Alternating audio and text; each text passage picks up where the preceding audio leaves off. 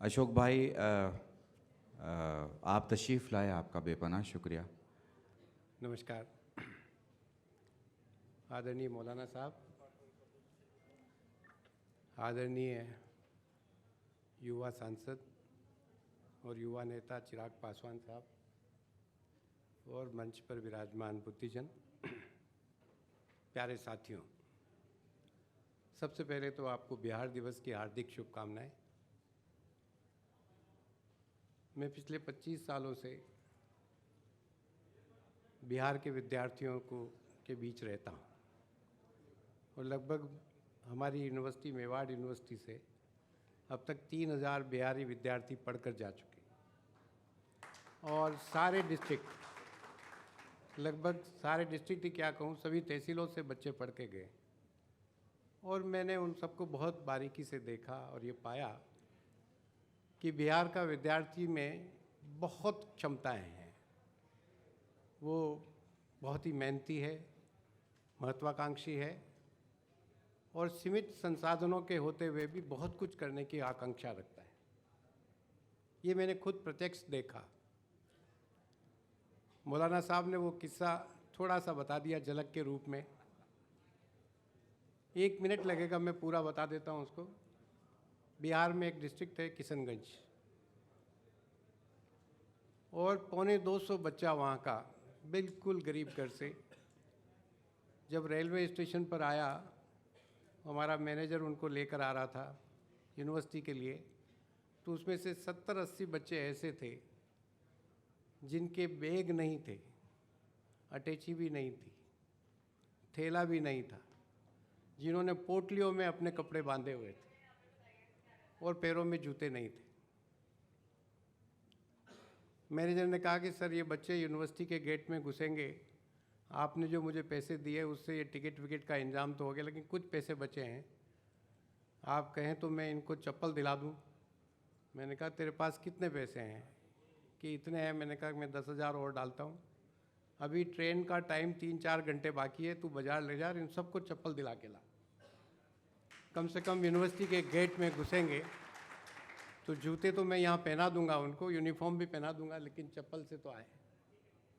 वो बच्चा पढ़ा,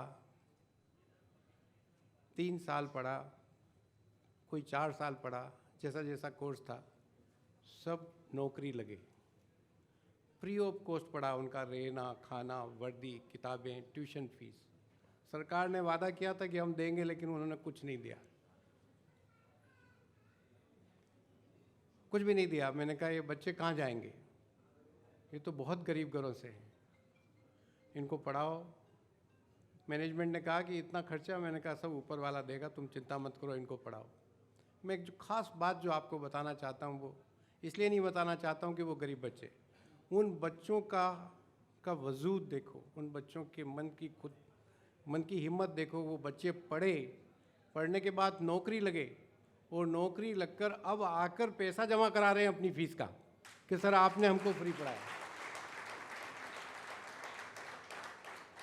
जब मैं किशनगंज गया, मैंने कहा कि तुम्हें डिग्री वहीं दूंगा किशनगंज में ही, तो उनके माँ बाप गले मिल मिल के रोए कि सर हमने कभी कल्पना नहीं की थी कि हमारा बच्चा पॉलिटेक्निक जेई का कोर्स कर लेगा, हमारा बच्चा इंजीनियर बन जाएगा, हमारा बच्चा कंप्यूटर प्रोफेशनल हो जाएगा, हमारा बच्चा पैरामेडिकल करके फिजियोथेरापिस्ट बन जाएगा।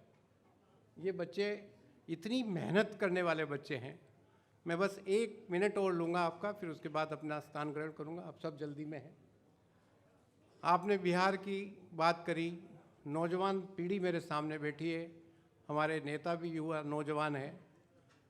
आपके माध्यम से मैं संसद तक ये बात पहुंचवाना चाहता हूं।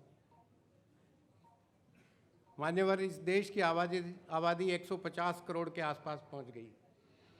हम विश्व की सबसे बड़ी आबादी वाले देश बन चुके हैं या बनने जा रहे हैं, ये तो सबको पता है। लेकिन मैं आपकी जानकारी में एक बात डालना चाह रहा हूं कि इस देश में 70 करोड़ युवा हैं और इस नाते ये विश्व की सबसे बड़ी युवा आबादी का देश है।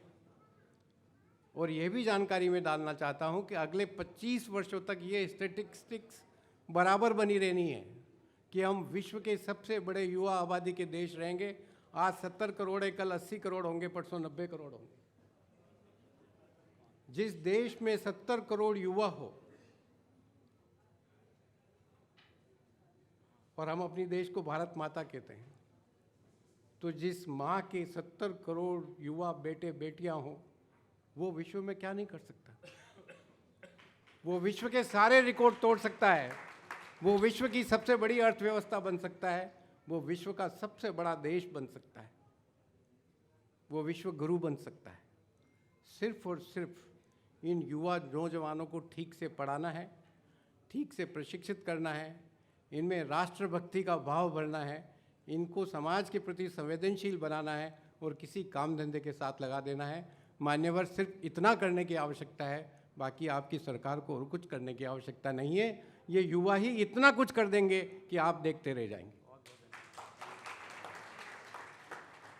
मैं आपके माध्यम से सभी बड़े नेताओं को ये कहना चाहता हूँ, आपको बधाई देता हूँ कि आप युवाओं के बीच में आए।